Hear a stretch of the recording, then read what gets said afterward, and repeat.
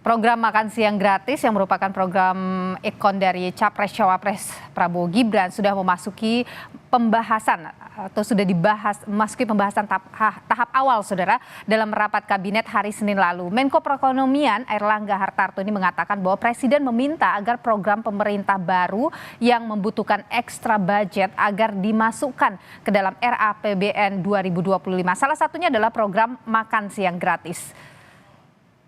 Quick win ini dipersiapkan bahkan sejak belum dilantiknya Pak Prabowo. Karena kan arahan Pak Presiden Joko Widodo bahwa pemerintahan itu keberlanjutan. Oleh karena itu program-program yang memerlukan anggaran itu dipersiapkan, di-earmark di RAPBN 2025. Karena nanti pelaksana dari APBN 2025 adalah pemerintahan mendatang, sehingga supaya bisa berjalan secara lancar dan smooth.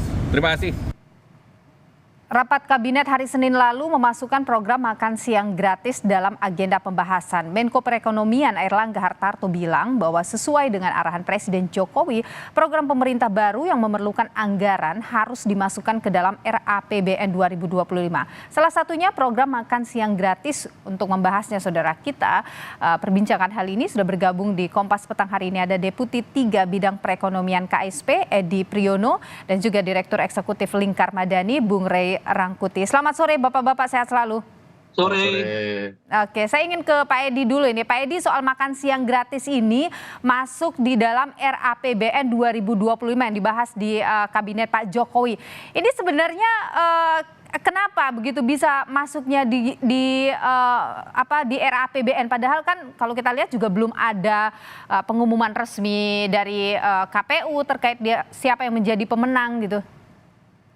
RAPBN-nya aja belum ada, masa masuk RAPBN 2000? Ya enggak lah, siklus anggaran kan enggak gitu ya. Ini Februari ini kan baru sidang kabinet pertama, baru bicara tentang postur ya istilahnya ya, postur APBN 2025, kira-kira belanjanya total berapa, pendapatannya berapa, defisitnya berapa, kira-kira nanti kerangka kebijakan ekonomi makronya seperti apa. Kita nggak bicara spesifik program, nanti Maret ada sidang kabinet lagi, ada indikatif, nanti kemudian masih diserahkan kepada DPR, didiskusikan dengan DPR, 16 Agustus nanti disampaikan Presiden di depan DPR dalam bentuk RAPBN. Jadi kita belum bicara detail, belum waktunya sekarang ini.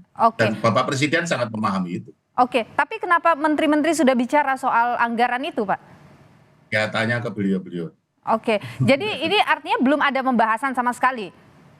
Kalau saya kan tidak ikut sidang kabinet. Kalau dari KSP ya ikut Bapak Kepala Staf ya, dan kalau informasi dari Bapak Kepala Staf tidak menjadi topik pembahasan dalam arti didiskusikan ya. Ada disampaikan oleh salah satu menteri, tetapi tidak ditanggapi oleh Bapak Presiden secara spesifik karena memang belum waktunya kita bicara spesifik program ya. Jadi kalau disampaikan oleh seorang menteri di dalam sidang kabinet ya, tapi kalau dibahas dalam arti didiskusikan, apalagi sudah dianggarkan, saya kira belum waktunya.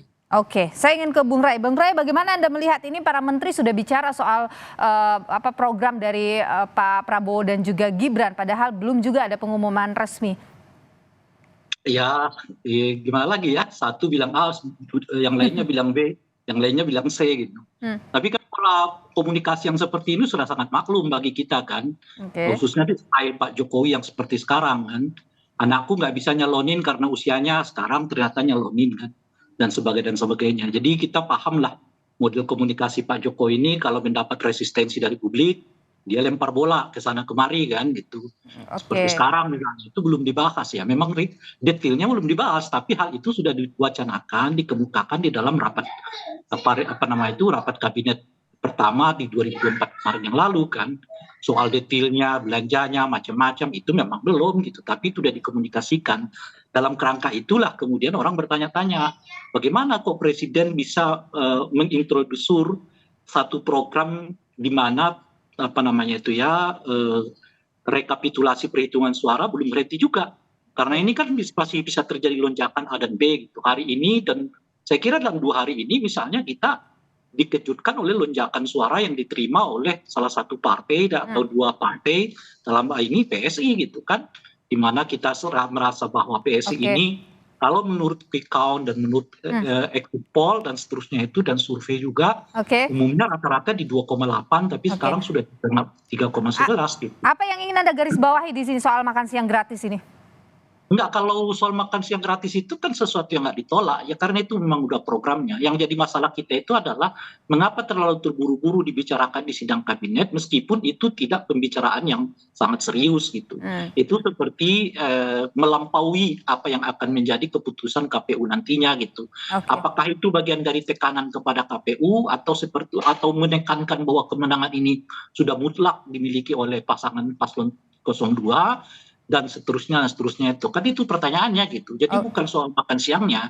Kalau soal itu nggak bisa ditolak karena itu programnya, justru kalau nggak jadi ya itu yang jadi masalah kalau program makan jadi siangnya. Anda menduga ini sengaja dibicarakan untuk memberi semacam tekanan begitu? Iya, jadi kalau saya bicara politiknya ya, bukan bicara angka-angka dan ekonominya gitu. Kalau dari sudut politik, saya pikir ada dua target yang ingin disampaikan oleh Pak Jokowi. Target pertama adalah mengatakan bahwa sudahlah, jangan diragukan lagi bahwa paslon 02 ini menang, kira-kira begitu. Nah ini supaya pengakuan lah terlebih dahulu oleh Presiden Jokowi. Pak Edi. Nah yang kedua, tunggu dulu kan. Silakan. Yang kedua, keinginan Pak Jokowi memang untuk tetap masuk di dalam program-program yang berhubungan, program-programnya Pak Prabowo, alias Pak Jokowi ingin tetap mengontrol ya pemerintahan Pak Prabowo nantinya melalui program-program yang sudah input dari sekarang oleh beliau di melalui RAPBN atau mungkin dalam aturan-aturannya bisa saja dibuat nantinya, kita nggak tahu apa misalnya soal kepres ini, kepres itu yang diubah, yang bisa saja mengikat pemerintahan yang sesudahnya. Baik. Nah, ini meskipun tadi sudah dibantah oleh Pak Edi ya bahwa tidak ada pembahasan itu meskipun dimasukkan tetapi kemudian tidak ditanggapi oleh Presiden. Tapi saya ingin tahu Pak Edi, apakah kemudian biasa begitu dalam membahas atau dalam satu pembahasan di kabinet terkait dengan program lanjutan itu membahas program yang diajukan oleh capres yang misalnya akan ataupun diprediksi akan menang begitu? Ya ada waktunya ya. Pada waktunya ya mau tidak mau pasti akan dibicarakan, tapi belum sekarang. Kan itu kan ada siklus APBN tadi saya sudah sampaikan. Kalau APBN 2025 itu kan nanti baru akan diketok itu kan bulan Oktober ya, mungkin oleh DPR yang baru ya, dan untuk tahap sampai ke sana itu ada tahapan-tahapan yang dilalui. Sekarang itu belum, kita nggak bicara detail program, tadi sudah saya sampaikan. Untuk sidang kabinet yang Februari itu hanya bicara postur anggaran, kita nggak bicara program. Nanti pada akhirnya ya tentu akan bicara tentang program, dan mau tidak mau memang kalau untuk APBN 2025 akan mengakomodir visi misi atau program presiden terpilih, tapi nanti ini belum sekarang. Tapi memang ada bahasa bahwa akan diakomodir begitu ya Pak? Loh harus dong, dan ini bukan hanya karena sekarang aja ya, sebelumnya juga demikian kan. Di tahun transisi itu rencana pembangunan itu memang harus mengakomodir visi misi dan janji politik atau janji kampanye presiden terpilih. Dulu waktu 2014 juga demikian, bahkan 2019 meskipun presidennya yang terpilih sama juga demikian, janji-janji politik Bapak Presiden itu dibikin listnya, kemudian visi misi waktu itu ada nawacita itu dibikin listnya, kita cek gitu kan mana yang sudah masuk di dalam program, mana yang belum, sehingga kalau yang belum kita pikirkan itu sesuatu yang normal, tapi ada waktunya. Dan Pak Edi, ada juga kan bahasa bahwa anggaran yang akan diambil untuk makan siang gratis ini dari dana BOS, apakah itu juga terdengar di sana ya? Wah, tadi saya udah bilang nggak ada detailnya, apalagi pembiayaan untuk proyek. Nah, itu dicek ke beliau yang menyampaikan itu ke publik aja saya kira ya. Tapi itu tidak dibahas di rapat kabinet kemarin? Ya tadi saya sudah sampaikan bahwa itu singkat, kalau cerita Bapak Kepala Staf ke kami itu yang disampaikan itu singkat, tidak menjadi suatu topik yang kemudian dibahas gitu ya. Jadi apalagi sampai kemudian sumber pendanaan itu terlalu dini kalau kita bicara itu sekarang gitu. Dan saya kira sekali lagi Bapak Presiden sangat memahami ya siklus anggaran tuh, beliau sangat memahami. Beliau jadi presiden kan bukan baru. Oke. Bung Rey, kalau ada bahasa soal dana BOS yang akan mungkin dipakai untuk program makan siang gratis, ini menurut Anda layak tidak sih? Saya tidak terlalu mengikutinya, karena itu masalah ekonomi betul gitu. Nah, cuma yang saya lagi-lagi mau lihat dari sudut politiknya, ini kan ada 3 kepala dengan tiga apa namanya itu ya, 3 isu yang berbeda. Presiden mengatakan sama sekali tidak. Tapi kalau kita dengar dari Pak Erlangga dan juga dari beberapa menteri yang lain menyebutkan memang sudah dibicarakan di rapat kabinet. Kemudian dari KSP mengatakan belum sama sekali dan sebagainya gitu. Nah, kita ini mau megang siapa ini dari 3 kepala ini? Itu sebetulnya dalam konteks pemerintahan yang baik dan benar. Tidak boleh ada 3 informasi yang berbeda satu sama lain di antara pemerintahan yang sama gitu.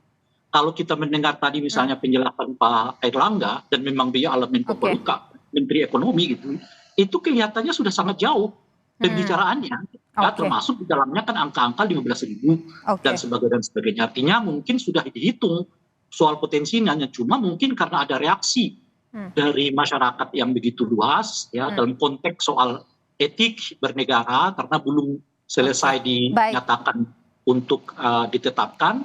Ya Mbok ya sabarlah sampai tanggal 20 Maret ini gitu ya. Nah itu yang kemudian ada yang mundur lagi. Baik, kita akan nantikan juga bagaimana ini kelanjutannya nanti ya soal pembahasan ini. Terima kasih Bung Rey Rangkuti dan juga Pak Edi Priyono sudah berbagi pandangan di Kompas Petang. Sehat selalu Bapak-Bapak.